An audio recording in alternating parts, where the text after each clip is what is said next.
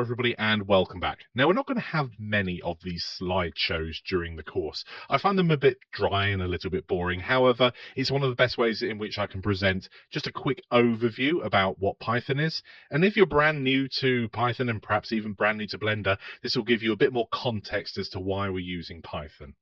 So what is Python?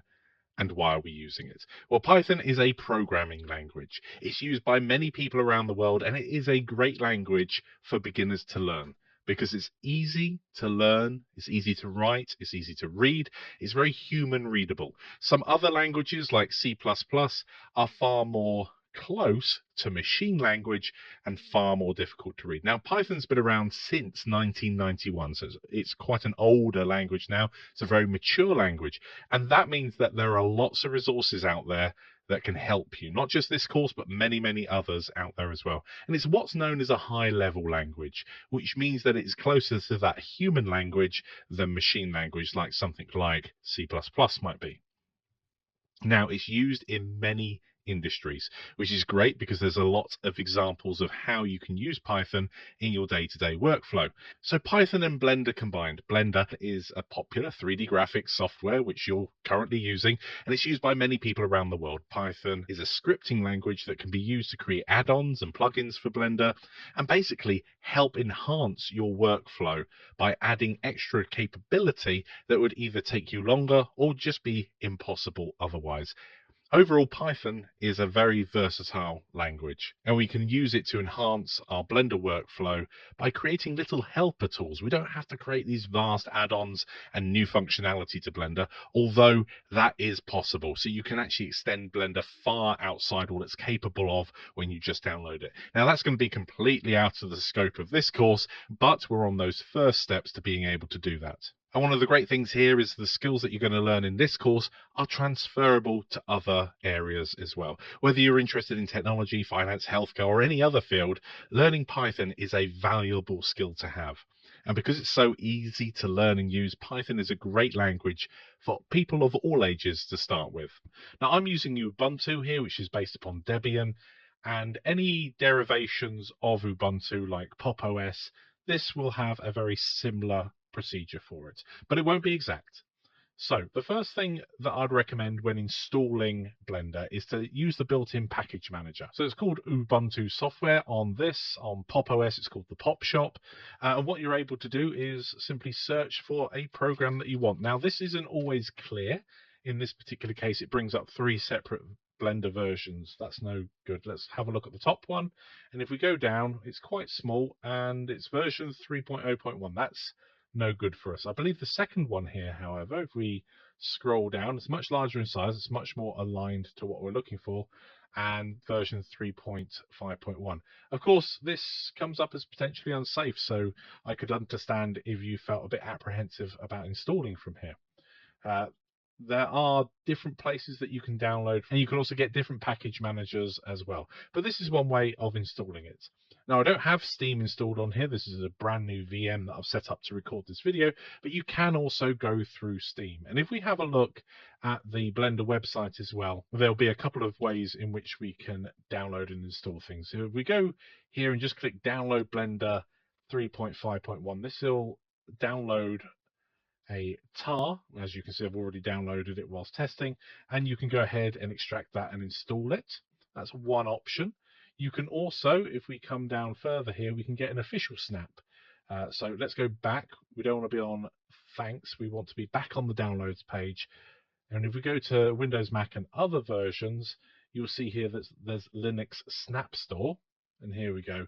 Now we can go ahead and select the version that we want, which is pretty useful because you can go ahead and select the latest version, as in the latest alpha. I wouldn't recommend that for this course. However, if you like playing with all the latest features and crashing and things not working is fine because you're not working in an ongoing project, but by all means have a play with the latest version. One thing to note of that is if you do install the latest version and open up one of your existing blend files and then save it, you might in fact make it corrupt. for any earlier versions, so don't do that. Okay, so let's go ahead. We can go ahead, click install. So lots and lots of options there. Now, of course, it's not uncommon if you're running Linux or even Mac, for instance, to download using a package manager or even download using the terminal. I'm not going to cover that in this course. That's a bit more advanced. However, what I will cover is if you scroll all the way down to the bottom, there is Go Experimental, and you can also download the latest builds of Blender, which is absolutely fantastic if you want to experiment. However, I wouldn't recommend doing it in the production environment or if you're working on something where stability is important. For this course and moving forward, we'll be using Blender 3.5.1 and onwards. Now, one of the things that I would not recommend is downloading through Steam. The reason why I wouldn't recommend downloading through Steam is because it will automatically update Blender.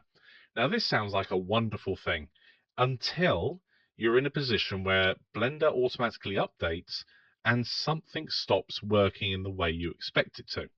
Now, what often happens with Blender is you get updates to Python as well. It doesn't happen that often, but when it does happen, we end up with a bit of a problem because you end up having your code basically being broken at that point. So that's something to bear in mind. I'm going to go ahead and download Blender 3.5.1. That'll take a few minutes to do, and I'm going to go ahead and install it on my computer so that if you want to follow along exactly, you can have exactly the same settings as I do. I'm going to do some things that are also visual. You don't have to follow along with that. That's just so it's a lot easier for everybody to be able to see my screen. Sometimes you end up with the video playback being a bit blocky, and if that's the case, those pixels aren't going to help you read what's going on. So the first thing I'm going to do is change that. So I'm going to go up to my edit menu. I'm going to go down to preferences. And once I've gone down to preferences, I'm going to go to the interface option at the very top. And we'll run through some of the extras that I'm going to change in here. Just some general hints and tips. Resolution scale is the first one. I'm going to turn this up. I usually have it around 1.3 to 1.4. If you're hard... Oh, did I type in 3 there? I think I did. What do I do? It's all too big. There we go. Typed in 4. Let's bring that back down to 1.3. There we go. So one of the great things with this is you can actually scale things up and down massively. And as you see there, you can type in numbers larger than 2 as well. This is great if you've got a very high resolution screen and things are difficult to read. Or if you're like me, you're trying to present to people, or if you're hard of seeing, you can actually turn up the Blender interface and everything will scale. Now, that does come with some caveats that we'll see in a moment. We're going to have to do some scrolling to see all of the workspaces and things like that. However, we will go over that when we get to it in a moment. I'm going to turn on a few extra things. So under tooltips here, we have user tooltips and we have the Python tooltips. I'm going to put a check in this box because it means then when we hover over things, we then get this bit underneath that says Python : and gives us how to access this parameter in Python. That's going to be incredibly useful later on, so let's get it turned on straight away. Now, most of the settings that I usually tweak are all to do with modeling, sculpting, etc. However, I'm going to jump over those because we're going to be mainly focused on Python at this particular time. So I'm going to go all the way down to System, and I'm going to make sure that my cycles rendered device is set to metal in this case because I'm on my Mac. If you're on an NVIDIA graphics card, you might want to set it to CUDA or Optics, etc. Play around. Depending on what your system is, you will need to set different things here. In general, I would only make sure the GPU is enabled, not the GPU and CPU. I've seen problems happen, or it just end up being slower. You'd think it'd be quicker with two things, not necessarily so. Okay, let's go down to undo steps. Undo steps. This is important to have as high as your computer can cope. Now, in general, modern computers, you can probably put this all the way up to 256. Every little thing you do in Blender often counts towards your undo steps, so it's very easy to use them up. And the number of times I've had to go more than 32 steps, yeah, you will want this turned up. The memory limit, I'm going to leave at 0. As you can see here, it's not going to be constrained and limited by the amount of memory that you set. Okay, there is nothing else to play around on this one. Save and load. I always recommend having autosave turned on, and these save versions are incredibly useful as well. They've actually saved me a couple of times. I typically save my file and use what's called a Git repository in order to track my changes. However, what this will do is every time you save, if you whack it all the way up to 32, you'll get the previous 32 different versions that you've worked on. Now this can end up making your file system look a bit, well, messy, basically. So I'd recommend if you do have this set at a high value, like 32, that you keep your blend file in its own individual folder, then it won't bloat the directory you're working in. So for save versions, I would recommend using a high version here. I'm actually going to set this at something like 8. That's a reasonable length of saves for me. However, sometimes when you're working, you do end up saving very, very frequently. So it's worthwhile bearing in mind that you might not be able to go back far if you're making just tweaks, saving, and moving on. Okay, so that's all of the settings I'm going to change here. We have this option down here to save preferences with an asterisk next to it. And if you've got auto save preferences turned on, you shouldn't have to click save. However, I'm going to click this belt and braces, make sure that we've got everything that we've done and changed saved. And now this will affect every Blender file moving forward. I'm just going to close down the Blender preferences, and you will see the UI is now scaled in, which means we're probably going to have to bring this bit across if we want to look down here, because these figures were all smooshed together and it's difficult to know what's going on. And the workspaces or header bars at the top, they're now not easy to read. You can't go all the way across them. So this is one of the downsides of being zoomed in like this, but you can use the scroll wheel on your mouse, or in my case, 2 fingers on the trackpad will move it left and right. And the same with the workspaces at the top here, you can scroll around.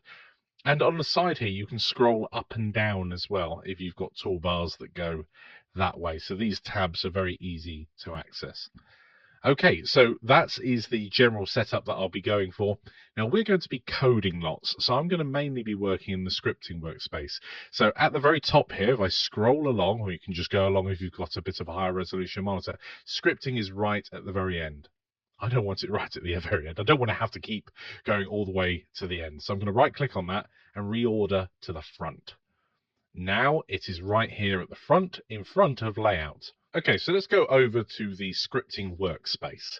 Now we have lots of little windows here, and we'll probably end up shutting some of these down when we're focusing more on scripting. We might even make another scripting workspace, but that will depend on where we are in our project. At the top left here, we've got our 3D editor window, so we can have a look around the viewport there.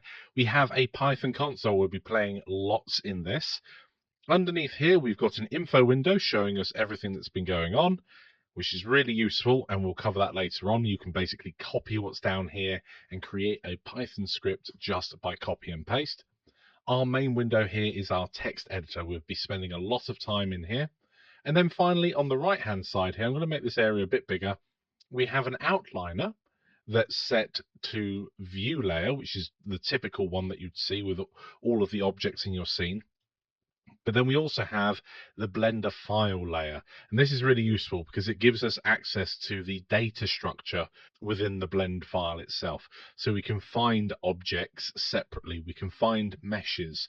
We can find any textures that are in our scene, any images. So it's very useful to be able to see the underlying structure of our blend file. And finally, underneath that, we've got our properties panel that we will dive into now and again, but I think we're going to end up hiding this out of the way for the most part. Okay, so there we go. We've got everything set up and ready to go. Before we actually dive into the coding, I want to talk about handling errors, finding help. So first of all, let's show you just a very quick example of something we might do. We might print something out, and I'm going to do the classic here, hello world, and I'm going to deliberately miss something, and the keen-eyed amongst you, someone who's been coding before, might notice what's missing here, and we've got an error. Now this could be a much more complex error, but what we have here is we have a syntax error, incomplete input. Now this might come up when you're coding later on and you might need help with it.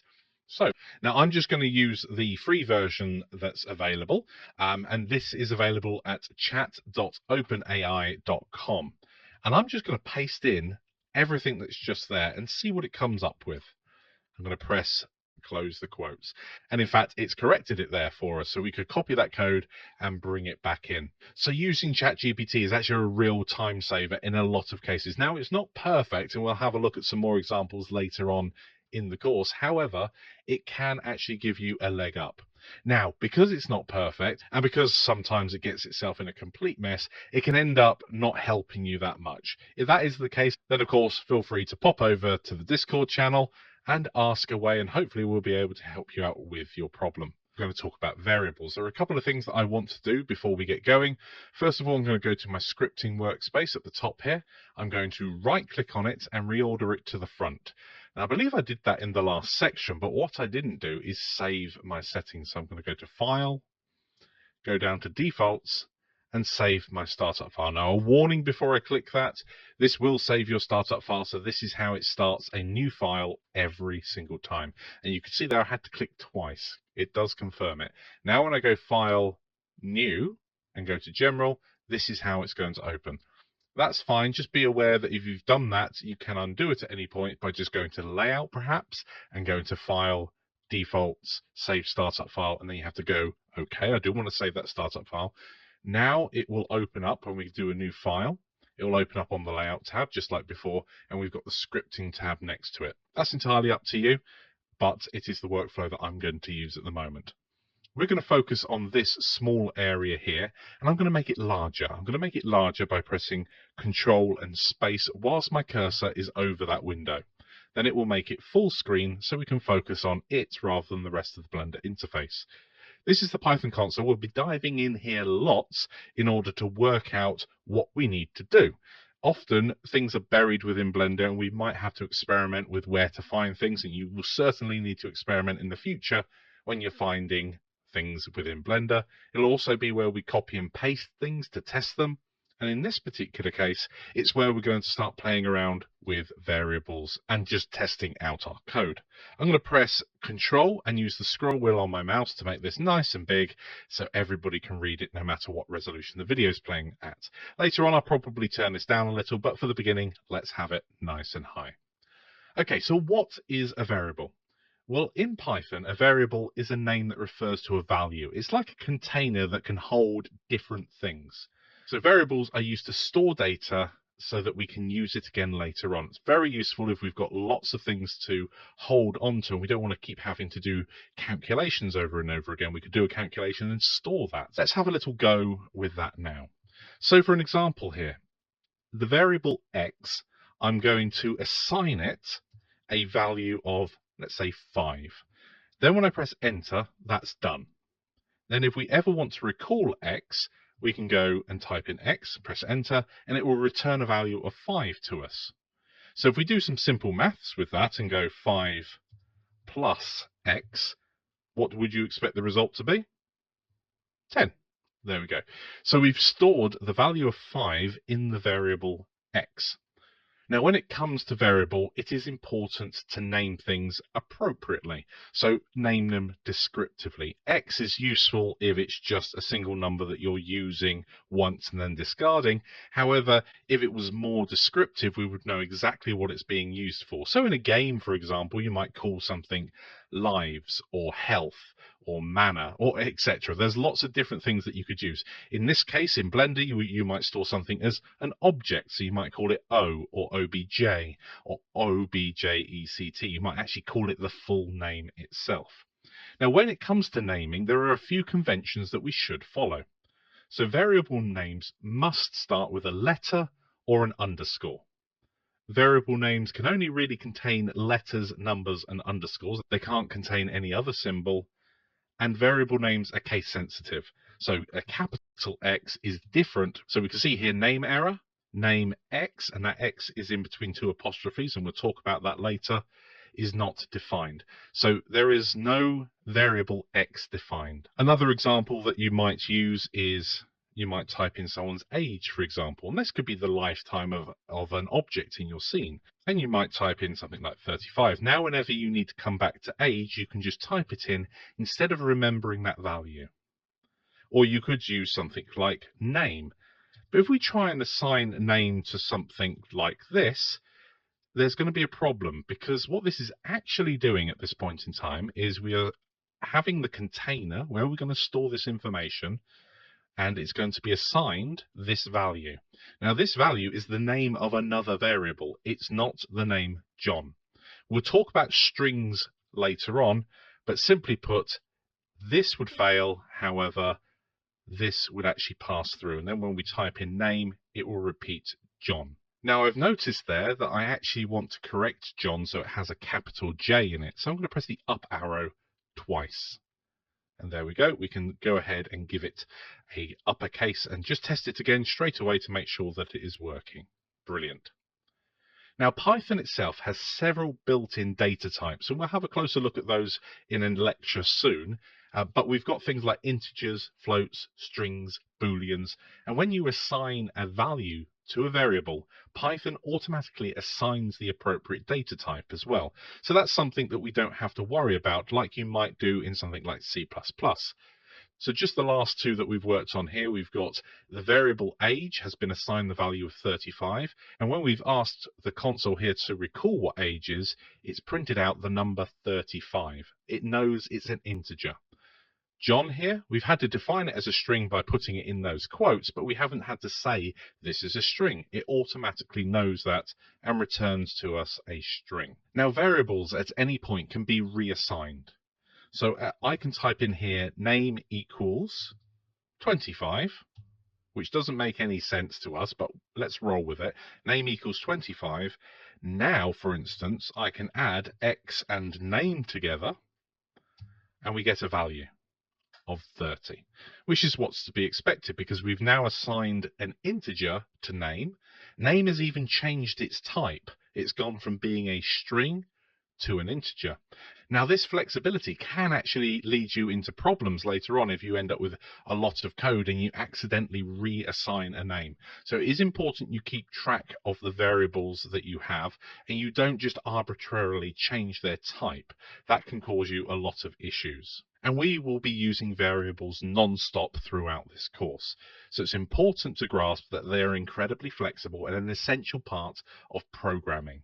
They allow us to store and manipulate data in our programs, and by following the rules for naming the variables and understanding the different data types in Python, we are going to be able to create some powerful programs that can handle our complex tasks in Blender. We are going to take a look at data types. We're not going to do a deep dive, we're just going to glance the surface of the different types of data and the common types of data that we're going to come across during this course. Now to begin with, I'm going to go up to the console at the very top here and just select clear all. This will put us right back at the beginning and get rid of everything else that we've done so far. Now it won't remove anything, so if I go ahead and type in name, it still knows about that. However, it just clears what's on the screen and sets us back to just a blank start. Okay, so let's have a look at some data types. Now this is just going to be a quick blast through the various types, and later on in the course we'll delve a lot deeper into what each one can do.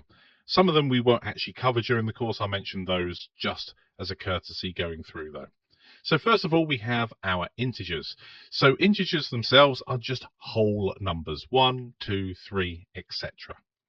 Now, if you wanted to use a decimal point, which is going to be quite common, these are known as floats. So 1.0, so even though you might see that as a whole number, it is in fact a float rather than an integer. And Python's quite clever. Sometimes it will just automatically switch between those data types for you. However, sometimes you can also be explicit to say, actually, if the number comes in and it looks like an integer, but I want it as a float, you can actually tell it to use it as a float. The final type of numeric data is a complex number. Now, a complex number is made up of a real number plus some part of an imaginary number, something like 0 plus 3j, or 2 plus 8i. Of course, I'm just making those up. Now, why has this error occurred? Because traditionally, I is something you would use with a complex number. In short, it is to stop clashes within Python itself. For example, I is often used as an iterator over a loop. And again, we'll get to those sorts of things later on. So in Python, if you are using complex numbers, you will have to use the J notation as we've got there. So once again, we could do 2 plus, and in this case, instead of 8i, 8j, and it will actually make the complex number. And you can use floating point numbers here as well if you wanted to, if that happened to be what you were working on, like so. Okay, let's move on from these numeric data types and go have a look at sequence data types. So there are 3 types of sequence data that I'd like to go through with you. The first one we've already touched upon, and that is a string. Now a string is simply a collection, a sequence of characters, which either has a single apostrophe or a quote mark. either side of the string that we want. So we could do it like so, or we could put them inside double quotation marks like so. And so these are exactly the same as one another. And the reason why you can use both, as you're probably going to lead to, if we were talking about something belonging to the strings, then you might want to put it something along the lines of this, because that's how you'd make sure that worked. Otherwise, if you were to try and do strings like this, that would terminate the end of that sequence of characters at that point. So you can't do something like this. That would not work at all. As you can see here, invalid syntax. It doesn't work. Strings are incredibly useful. We can use them to store information. We can cut them up into different parts, and we can have a closer look at that when we start chopping up colors later on in this course. Okay, so that's strings. How about lists? Well, lists we're going to use a square bracket for, and we can have a list of integers if we wanted to, like so. So we've got 1, 2, and 3, all in square brackets, and each element separated by a comma. Now, lists don't have to be a single data type. So we could have 1, comma, and then we could pop a string in, 2, and then we could do a final one here and just have it as 3.0. Why not?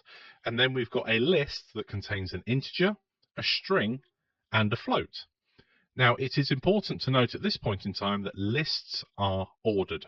That means they're not going to be reordered at any point, which means unless you recreate the list, it is going to be the same order every time. So the first element at index 0 will be the number 1, an integer, 2 being a string, and then 3.0 being that float at element 3.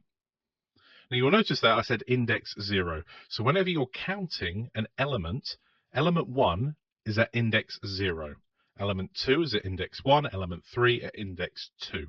This is going to trip you up time and time again, and you'll get an error called out of range if that is happening. And we'll go across that when we start doing things like iteration, which will end up with an off by 1 error at some point. Finally, let's talk about tuples. Tuples are very much like a list, but they're immutable. We cannot change the values within these. Once it's created, that is it. So whereas a list, we could swap out that number 1 right at the very beginning for something else, with a tuple, you cannot. It cannot be changed, and that's why it's called immutable. Okay, so the next data type I want to take a look at is a dictionary. Now, a dictionary is in curly braces like so, and you have 2 parts to each element.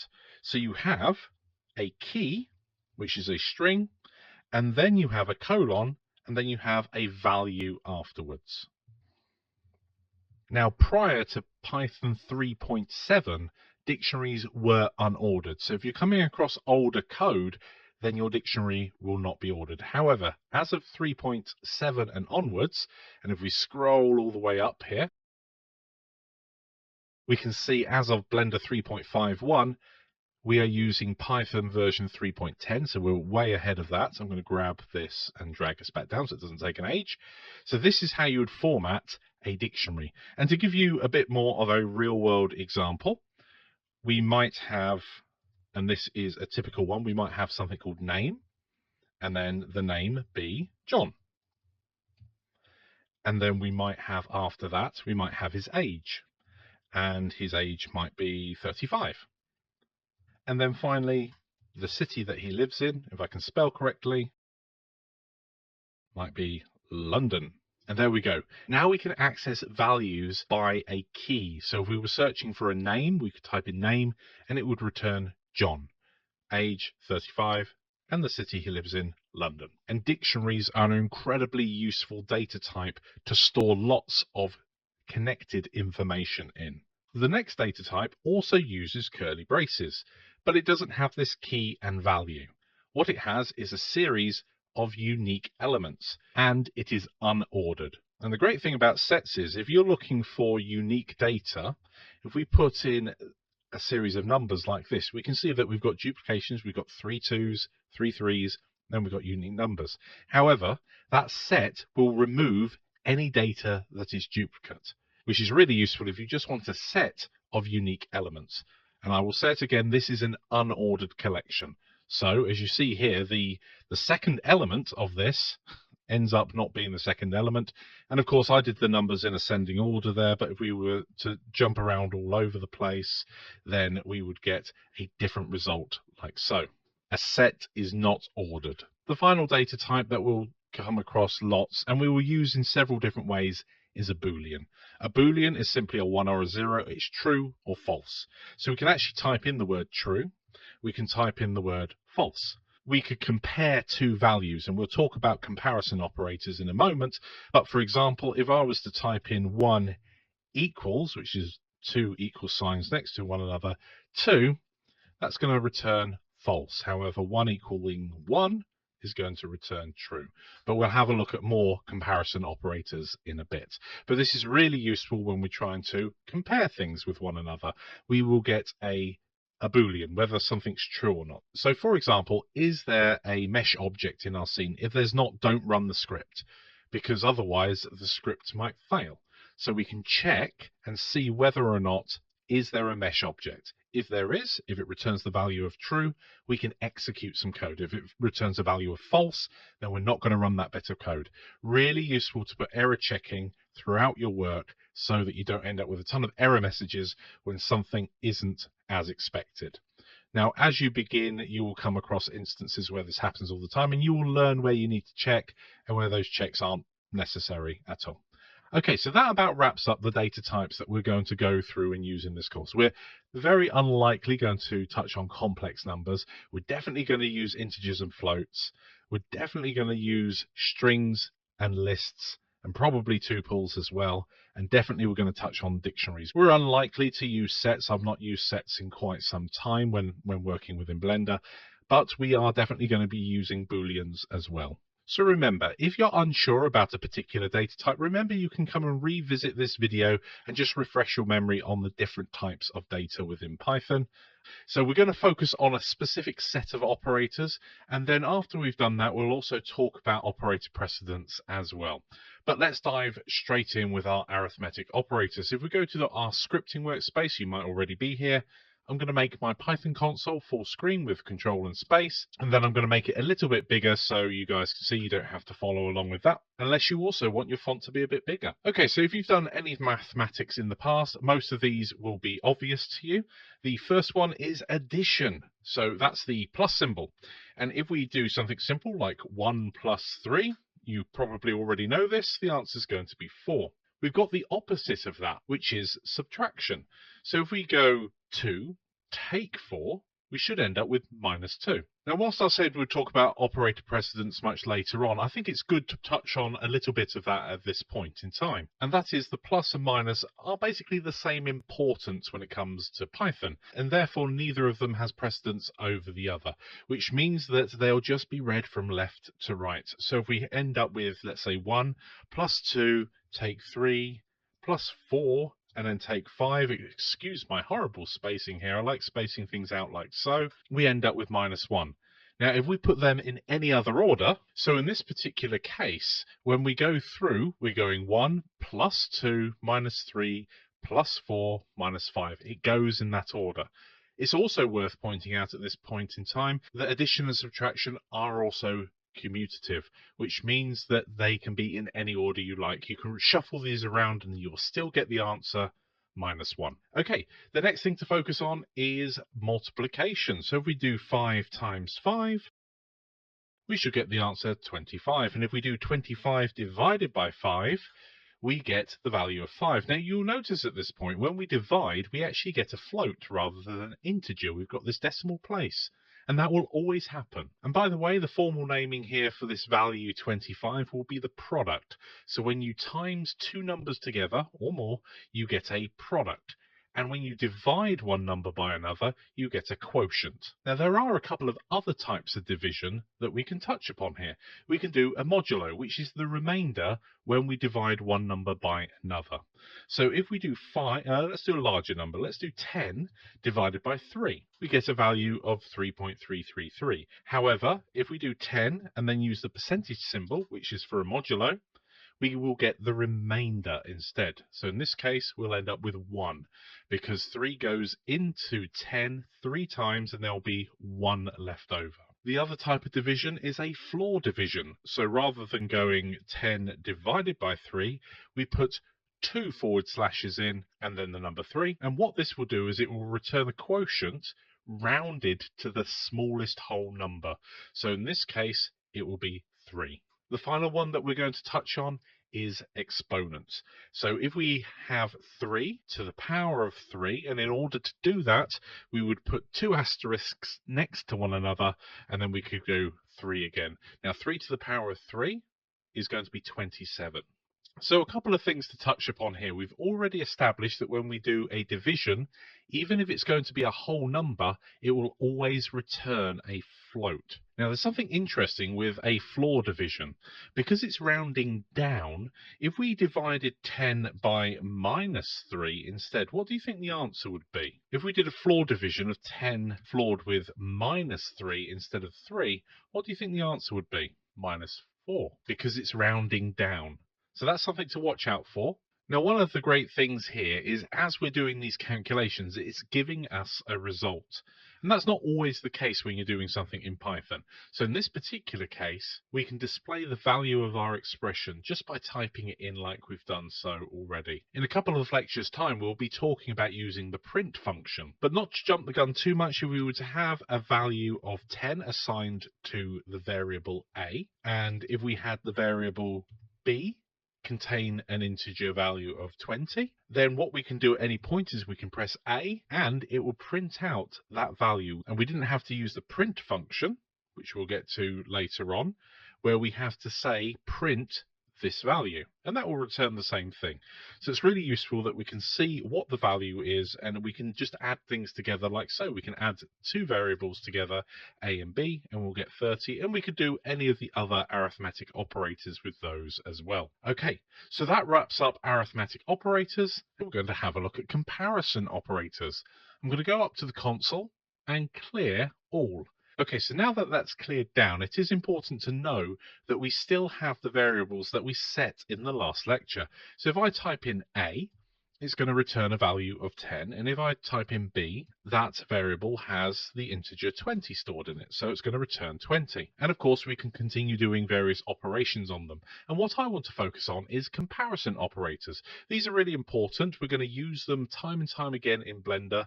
For example, we might want to see, are there any mesh objects in a scene? If there aren't, if that value is 0, then we don't want to execute some code. So it's important to understand how to use these comparison operators. They're going to basically return either true or false as a result. So for example here, if I type in the number 10 and I want to say it's equals to, I'm going to use a double equals. This is why I tend to use the word assign when I'm using a single equals, and equals is a double equals sign. So if we do 10 equals a, we should get a value that is true. These two things are the same as one another. And if we type in a is not equal, so we use the exclamation mark and equal sign to mean not equal to, and type in b, so we're comparing a to b, that is also true. They are not the same. However, if we were to do 10 is not equal to a, we should get false, because they are in fact equal. So we've got equals and not equals. We can also talk about greater than and less than. So we can use the chevrons for that. So we can go A is less than B. Well, is 10 less than 20? We should get a value of true. Excellent. We can also go A is greater than B, and it should return false. And of course, we can swap around those if we need to.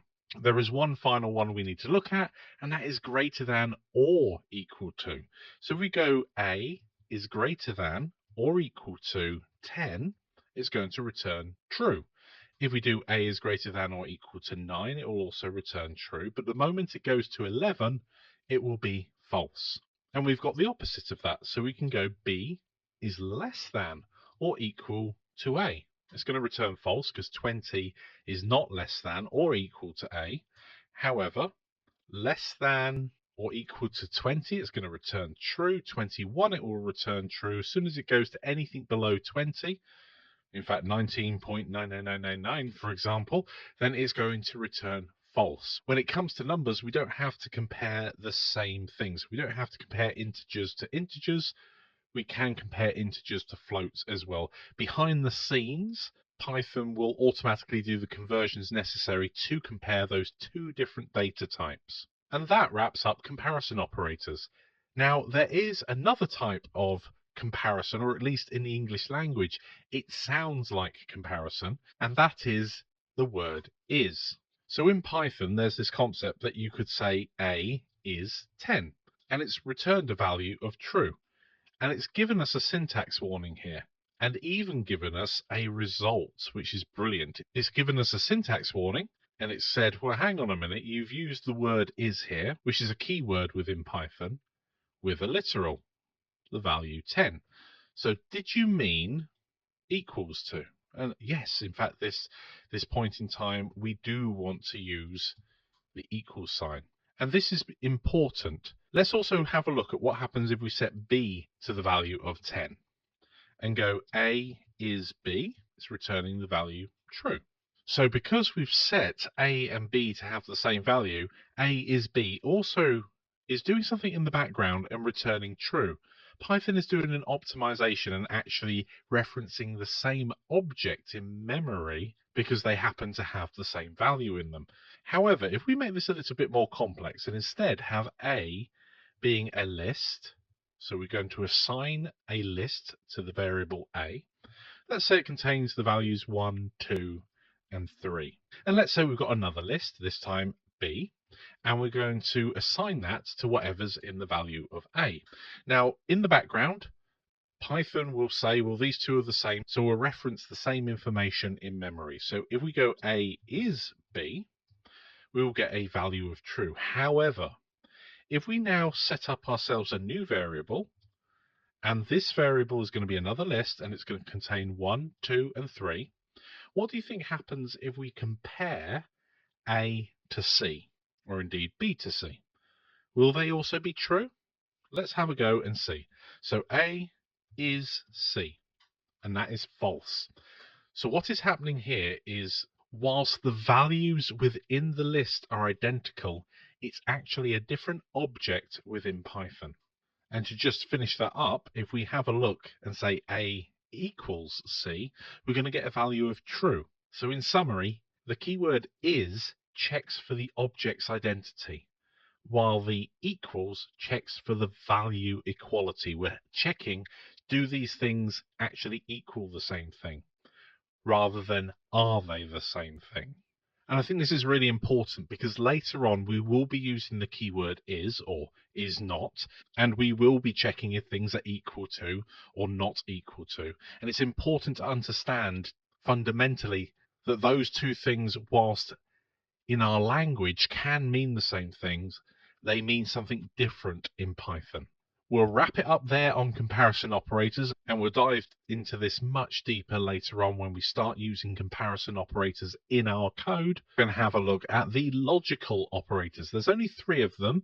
We have and, or, and not. So let's have a look at these. And once again, we're going to clear down our console so it's nice and clean and ready for us to play with. Okay, so how do these logical operators work? Well, let's set A and B and C to something a bit more simple than a list at the moment. Let's set A to 5, let's set B to 10, and let's assign a value to C of 15. So if we do something like A is less than C, which is true, we get a value of true. But if we wanted to check 2 different values, let's say A is less than C and B is less than C.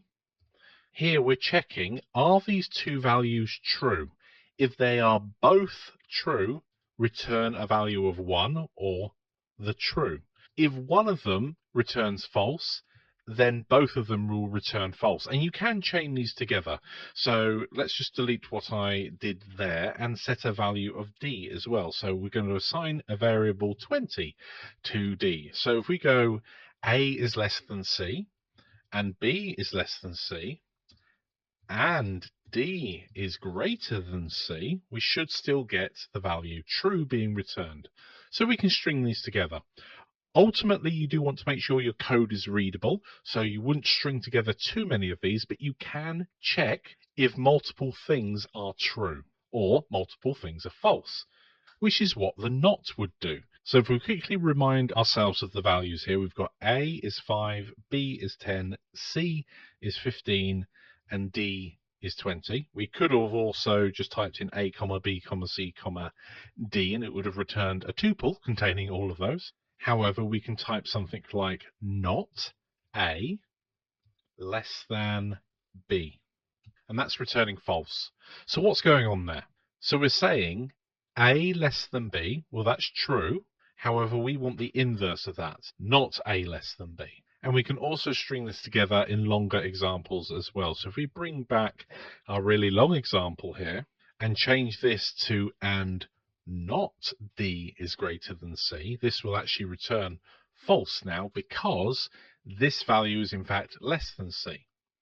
So if we change that around to check that D is not less than C, we're going to get a value of true. Let's do a quick example of not when it comes to a list.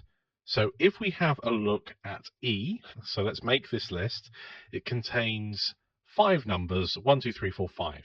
And we can use the keyword in to check if something's in a particular list. So in this case, if we went is 5, in this case, so 5 in E, so we're asking a question, we're going to get a value of true. So if we wanted to check for a value of 6 in E, we're going to get false. Or if we wanted to check that it wasn't in there, we could type in not in E. This is where Python is really, really useful because it's using English language. 6, not in E, that's correct, it's not in E, it's returning the value true. The final one I want to have a look at is the OR operator. So this will check if any value is true, and if any value is true, it will return a value of true. So if we go right back to A is less than B, or B is less than C, both of these values are true, so it's going to return a value of true. If we do greater than, it's going to still return that value of true because this first statement is true. So it doesn't matter which one of these is true, as long as one of them is, it will return a value of 1 or a value of true.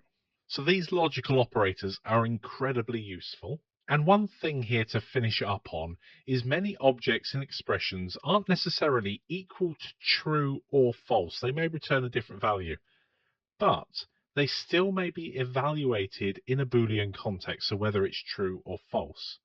Now, this is a bit of a weird concept to wrap your head around. However, in Python, it's pretty well defined. And you may have heard me saying it returns a value of 1 and therefore true, or 0 and it's false. Well, that's an example where 0 doesn't equal false, but it will return a value of false when it's being evaluated in Python. So we've got an example here. We can type in false, it's with a capital F, and it returns false. If we type in 0, it's just going to return 0. However, that would be evaluated as false. Another example, and when we get to strings, you'll see more often than not, but an empty string, so either that or this, will be evaluated as false. So we can test if a user has inputted something. If there's nothing within that string, then the value returned is false. And we're going to touch on it later on, but we're going to use a function here called bool, and it will check whether our empty string returns true or false. There we go, it returns false. If we type in 0, it will also return false, and obviously false will return false as well. And there is another keyword that is often returned, so you might have a value of none. That's a special keyword within Python, and if we check that, it will also return false. As you might naturally conclude, if an empty string returns false, does an empty dictionary return false? Well, we can check that. We can use the bool function and pass it in an empty list. It returns false. If we pass it in an empty dictionary, it will also return false. However, if we have a look at A again, which is a value of 5, if we check what that would return, so we pop that variable A into our function bool, it's going to return true because it's not a value of 0. Now, was it E that we had a list? So here's our list, and because it's not an empty list, it will return a value of true. And you can see this is incredibly useful if we need to check whether something is populated, again, before we run code. Is there a list of objects in the scene? Are they mesh objects? We can check all these things. And if they return a value of true, then we can proceed with the code that we want to use. So that about wraps up logical operators. We've got AND, which checks if all of our values are true, and if so, it returns a value of true. We've got OR. Only one of those has to be true in order for it to return true. And then we could check if something's not there. We're going to have a look at assignment operators. Let's go ahead and clear our console. Okay, so now that that's all cleared, let's talk about assignment operators. We have already used an assignment operator, that is just the equal symbol, and we can assign a value to A. In this case, I've assigned a value of 10. Now, what we can also do is additional assignment, subtraction assignment, multiplication assignment, division, modulus. We can actually do a bit of arithmetic whilst we're assigning. So what we could do is we could say, for example, that A, we're going to assign it a new value. We're going to take the original value of A and add on another 10. And so now when we have a look at the value of A, it should return an integer 20, and it does. But there is a shorthand for this, and it's called an augmented assignment, whereas instead of going A equals A plus 10, we could say A plus equals 10. And then when we have a look at the value A, it's added on 10 automatically. And you can use this with the plus symbol. So we can do addition, we can do subtraction, we could do multiplication, we could do division. That one always looks weird to me. We could do the modulus of that. And things like this, and especially modulus, for example, is great for if you're having to repeat something. So if we now have a look at a value of A, it's gone down to 0. Why has it gone down to 0? Because there's no remainder when we divide by 10. So we can actually count up and cycle round in a circle. So if we set A to 41 and then run that same operation again, we can see that it returns a value of 1, and 42 would revalue a value of 2. So we can actually check when this value is 0 by using a comparison operator before. We know that we've completed a cycle, in this case, of 10. So every 10th time it will reset back to 0, and we'll know that cycle has completed. And of course, we don't have to use numbers like this. We can use variables, especially since our variables are essentially numbers in this case. So A is a value of 1, and B is a value of 10. There we go. So we can go B plus equals A. And this will increment the value of B by the value of A. In this case, when we have a look at it, it should be 11. And we can repeat that over and over again. And there's a special way of repeating called loops, and we'll talk about those, as you guessed, later on. So whilst you can have these additional augmented assignments, typically you will either increment like so, you might decrement and take a value off, or you'll just be simply assigning like we've done plenty of times already. That wraps up our assignment operator overview. So we're going to have a very brief look at a bitwise operator. The bitwise operator essentially acts on bits, and this can be incredibly confusing, especially if you're new, which I presume a lot of you are if you're taking this course right now. So I'm going to narrow it down to just the AND operator. We've already played with the AND when it came to our logical operators, and it's exactly the same here.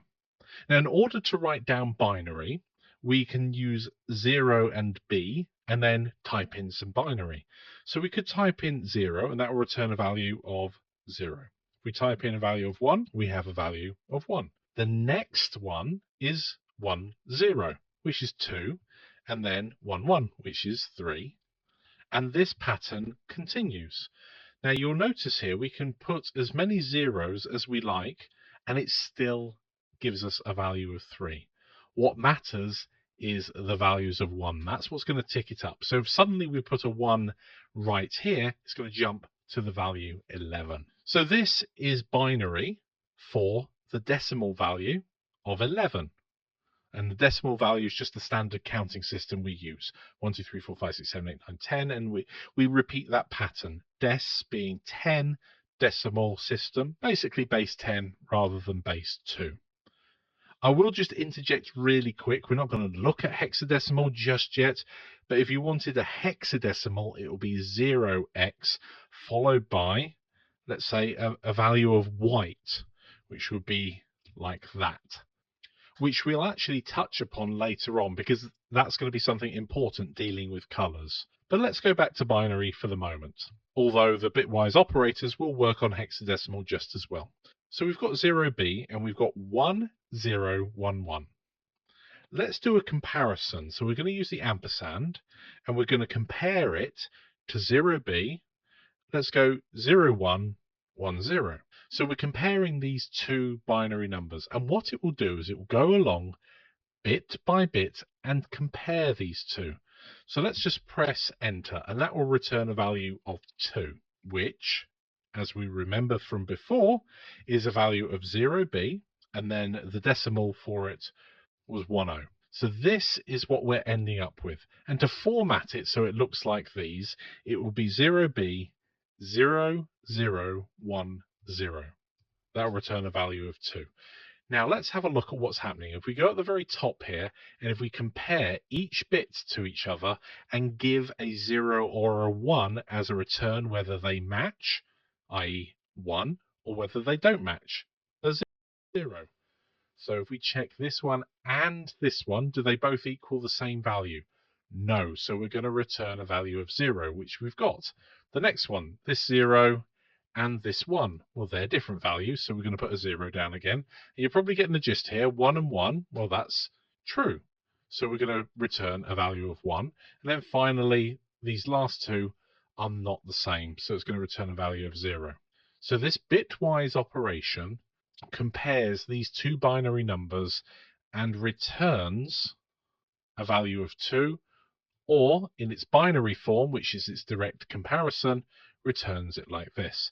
Now let's just do a hexadecimal version. So with hexadecimal, you count all the way through 1 through 9, and then you go all the way up to F, which is 15, and then you start the cycle again.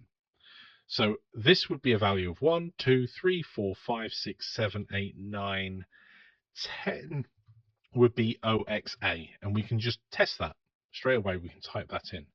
So we know that's a value of 10, OXA, and OXF will be a value of 15. And I presume here we can type in lowercase as well. Sometimes you will see hexadecimal written down as capital or lowercase. It doesn't seem to matter in this case. And of course, the decimal version of that we know was 0b1111. Those two values are the same. So we could use a bitwise operator on this as well. Let's find what we had before. So we had this value here, which was 11. And we had this value here, which was 6. So the hexadecimal for 11 would be 0xb. And if we do a bitwise operation with it, with a value of 6, so OX6, we should get a value of 2, which indeed we do. However, as you can see here, you cannot do the same checking we did manually when it comes to hexadecimal, because we can't say does B equals 6. That doesn't make any sense. It's called bitwise because we're dealing with the underlying binary, like so. Now that went over your head. Don't worry about it for the moment. This is just a pure introduction and overview to make sure that you're familiar with these concepts, not that you can use them fully at the moment. And just like our logical operators, we've not only got a logical AND, we've got a logical OR when it comes to bitwise. We've got negation, we've got XOR, and we've also got the ability to shift bits to the left and to the right. I want to briefly touch upon Python's order of operations, or operator precedence. Now, when it comes to any language, there will be an order of operations, which operators take precedence over others. And in fact, Python's got some documentation, so let's go have a quick look at that. Now, you will have a link for this as well against this lecture if you want to keep it there for your own reference. And we can see we're on 16.17. It's actually quite a long document by the time you get down to the order of operations. Now, if we have a look here, we've got things in brackets, whether they're parentheses, square, or the curly braces. these will take precedence over anything else. And if you have two things at the same level of precedence, then you simply read them from the left to the right. So we can see here we've got subscription and slicing. We'll actually be doing some of that later on when it comes to accessing a list of items and things like that. Then we've got our exponents. Then we've got whether something is positive or negative. That's fine. That's not actually a mathematical operation. Just to point out here, it's not the same as addition and subtraction.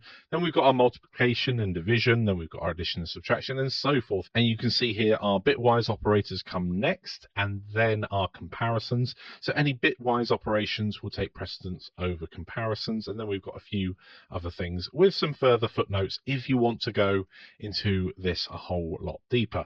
But for the moment, let's just play around with a few things over in Blender. So we have our order of operations.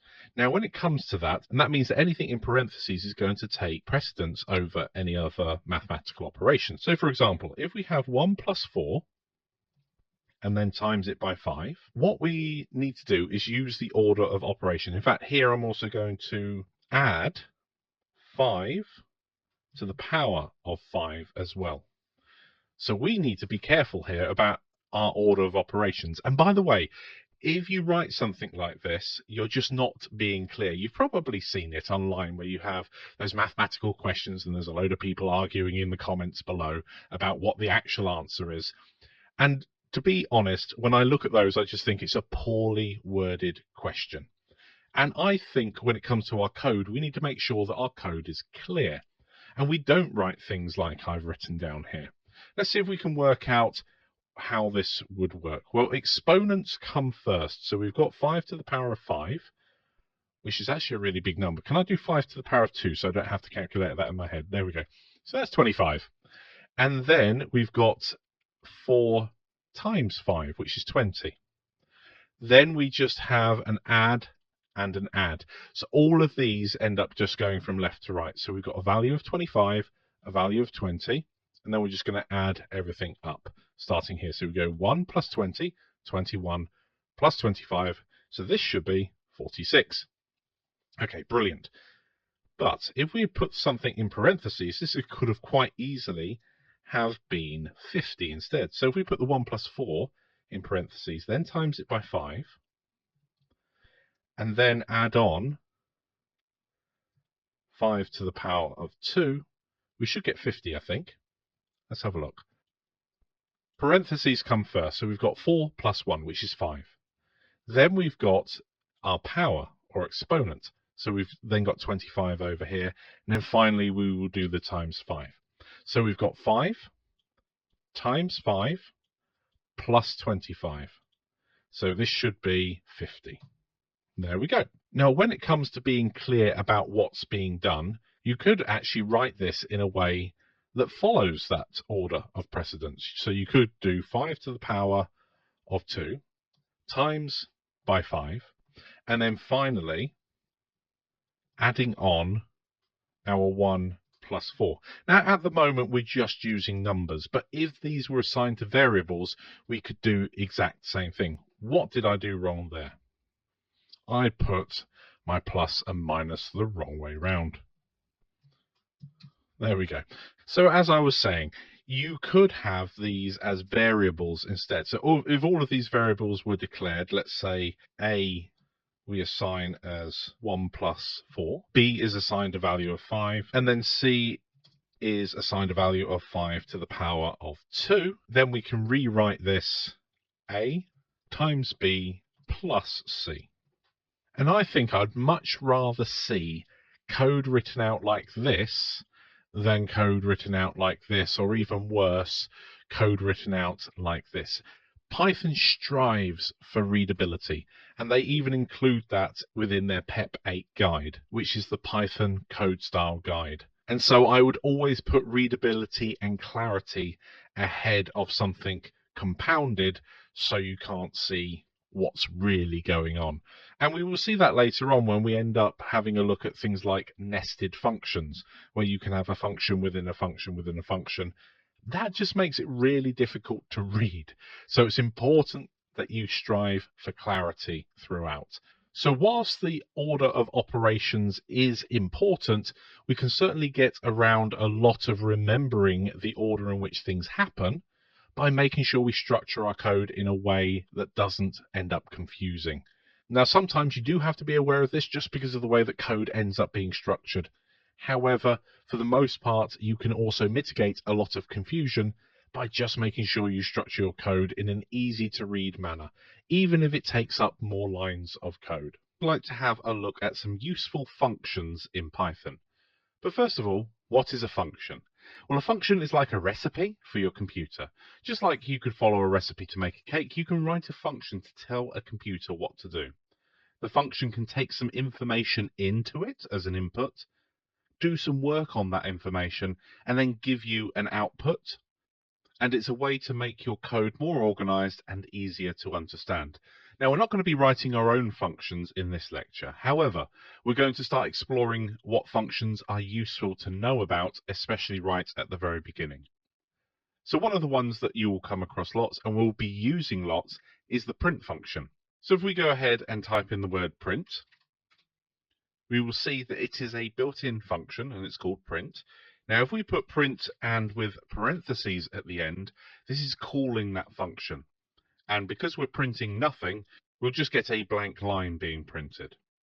Now, if we were to pass something into this, let's say the number 2, it will print out the number 2. If we were to print a string, and of course, we could do hello. Yeah, let's do it. Let's do hello world.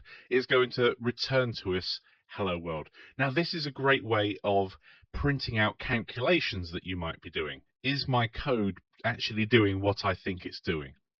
So we've got print hello world. Now let's store hello in a variable called a. So we need to make sure that we've got our either double quotes or single quotes like so. And let's also store world in another one called b. Now we can print out multiple things. Now, if you've done what I've just done there, which happens occasionally, if we try and use capital P on print, it doesn't work. Python is case sensitive, so if you don't type something in the right case, it won't work as expected. Okay, so if we type in print, all lowercase, have our parentheses.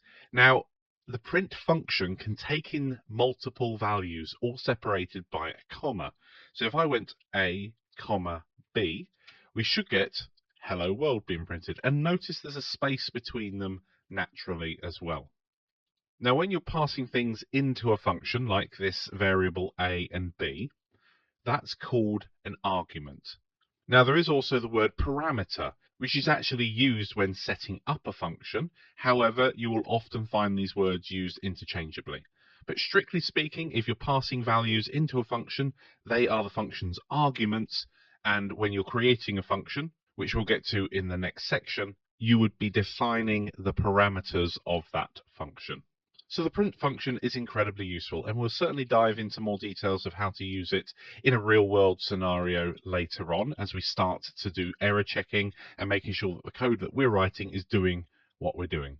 Another very useful function is the length function, so len. If we press enter, we can see it's a built-in function. So if I was to go len and put something inside here, like, well, we can actually use pi as a shortcut here. So what's the length of pi? Float has no length. So we can't do the length of the numbers in something. So if we were to do the length of 50, that wouldn't make any sense. It's not 50 long. However, if something is countable, like a series of letters in a row called a string, then we could do that. So we could actually pass in one of our variables that we've already done. So what's the length of A? Well, it's 5. HELLO is 5. You can also, with strings, add them together. So what is the length of the first string and the second string? It's a value of 10. Now, this doesn't just work with strings. It works with anything else that you could count. So, for instance, if we had a collection of items, such as a list. So let's have a list, call it C, and let's add 5 numbers to it. Now, I don't know why I'm focused on 5, by the way. It's just how it is. So if we do the length of C, so we pass C in as an argument to the length function, it will return 5. Now let's modify C a little. So we were defining a new function here. Let's do 1, 1, 2, 3, 4. So once again, if we were to do the length of C, we will get 5. However, what you can do is you can start nesting functions, and this is quite common. So if we want the length of the set of C, so it's going to take that list, it's going to convert it into a set, which is only going to contain unique items, which should get a value of 4. Now you can see here that you could probably keep nesting and nesting and nesting, and that is fine when you're reading it and creating it. Now that is absolutely fine when you're going through the process of creating your code. However, tomorrow or next week, you might not have a clue as to what is actually going on. So if you were doing something like this, it's far, far better and easier to read if we were to go, right, we've got the length C, that's fine.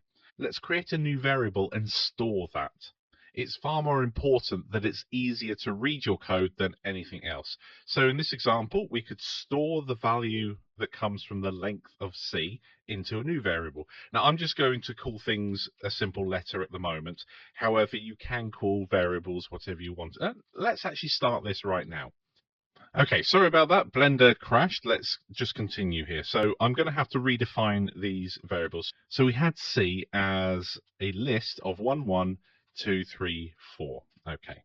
And we were trying to work out what happens if we do the length of C. Well, we get 5. And if we do the length of the set of C, we get 4 because we're only counting unique items within that list. Now, when it comes to functions, remember you're always reading from the right to the left. So if we wanted to make this code easier to read, so we've got the set of C here. This needs to be created first. So we could call, well, if we called it set, we could do this, but then we wouldn't be able to actually use the set function. So it's incredibly important before you actually do something in Python and create a new variable that you're not overwriting something that already exists, which is why it's better to either use your single letters or something that's easier to read. So I could call this unique elements or something along those lines.